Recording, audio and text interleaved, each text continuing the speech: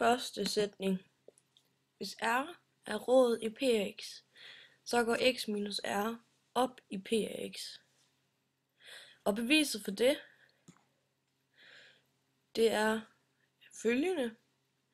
Vi ved, at r den er rodet i p af x, for det har vi lige fået at vide. Og for at r det er en rod, så skal den skære x-aksen. Det er så det punkt, hvor at polynomiet skærer x-aksen, det er en rod. Og derved vil y-koordinatet altid være 0, så vi ved altså, at funktionsværdien for p af r, den skal være 0. Derudover så ved vi, at når man skal finde et polynomiets division, så finder man i virkeligheden ud af, hvad x minus r skal ganges med, plus den rest, som så bliver.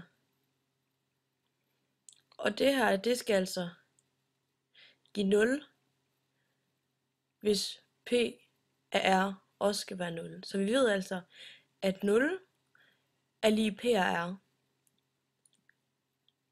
Og det er lige med q af r gange r minus r plus s, i det vi sætter r ind på x's plads.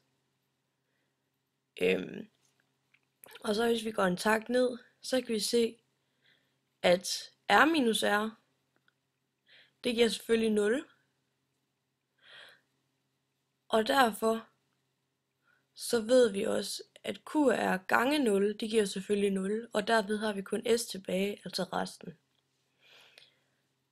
Så nu står der faktisk, at 0, det er lige med resten s.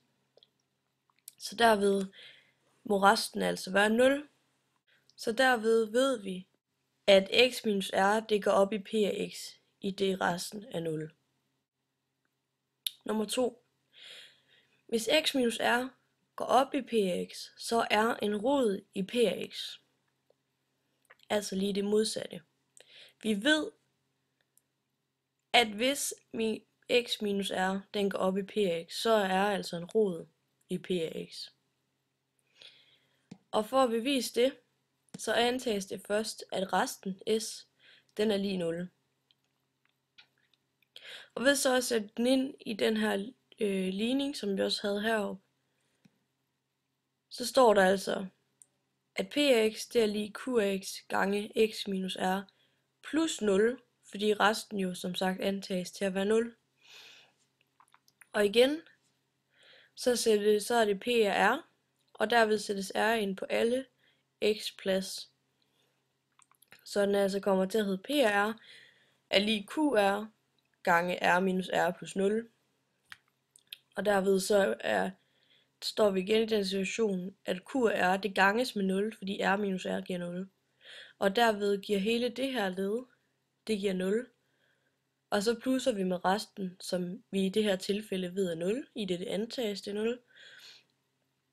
Og derved giver p af r 0. Så vi har altså vist, at p af r det er 0. Og det vil sige, at r den er rodet i p af x. Og så kan man også vende om at sige, og det er fordi,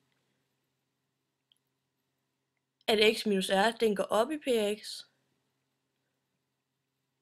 Og at den er en rod lignagtig, fordi x minus r går op i p af x.